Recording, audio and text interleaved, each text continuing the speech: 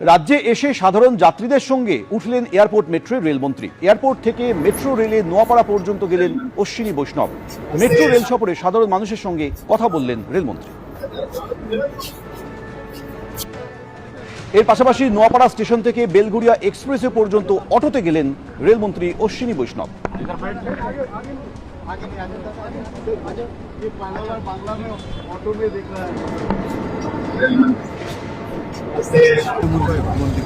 क्या बोलेंगे सर? कैसा लग रहा है? मेन रोड तक जा रहे हैं।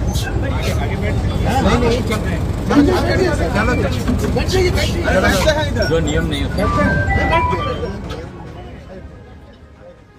আজকে আপনাদের খুব খুশির খবর যে আমাদের এই মিটিং এর যে আউটকাম হবে তাতে পশ্চিমবঙ্গে রেল সেক্টরে 1 লক্ষ কোটি টাকার বেশি কাজ হবে।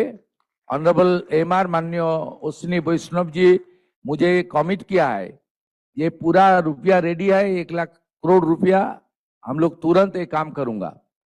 এতে 102টি নতুন আমাদের অমৃত ভারত স্টেশন মডার্নাইজেশন হবে, আধুনিক মানের হবে এবং 538টা ফ্লাইওভার এবং আন্ডারপাসেস হবে। ইটস এ গ্রেট অ্যাচিভমেন্ট, একটা বড় অপরচুনিটি আমাদের ছিল। আগের সরকার রেল দপ্তরের সঙ্গে কথা বলেনি, রেলওয়ে মিনিস্টারের সঙ্গে যোগাযোগ করেনি। অনারেবল রেলওয়ে মিনিস্টার অনেকবার দিদেন সিএম কে চিঠি করেছেন, রেল বোর্ড চিফ সেক্রেটারিকে চিঠি করেছেন, বাট দে নট রেসপন্ডেড, মানে ওরা কোঅপারেট করেনি, চিঠির উত্তর পর্যন্ত দেয়নি। রাজ্যে রেলে 1 লক্ষ কোটি টাকার বেশি কাজ হবে। রাজ্যে 102টি অমৃত ভারত স্টেশন হবে, 538টি আন্ডারপাস উড়ালপুল তৈরি হবে। আগের সরকার রেল মন্ত্রকের সঙ্গে কথা বলতো না, রেলের উন্নয়ন থেকে বঞ্চিত ছিল রাজ্যের মানুষ। রেলের কাজে কোনোদিন রাজ্যকে বঞ্চনা করেনি প্রধানমন্ত্রী। আর কি বললেন মুখ্যমন্ত্রী, শুনবো।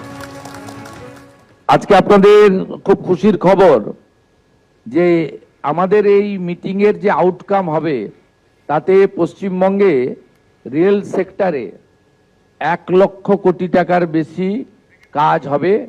ऑनरेबल एमआर माननीय अश्विनी वैष्णव जी मुझे कमिट किया है, ये पूरा रुपया रेडी है, 1 लाख करोड़ रुपया हम लोग तुरंत ये काम करूंगा।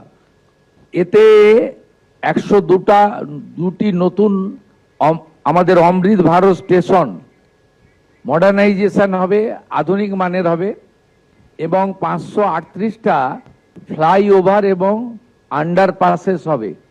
ইটস এ গ্রেট অ্যাচিভমেন্ট, একটা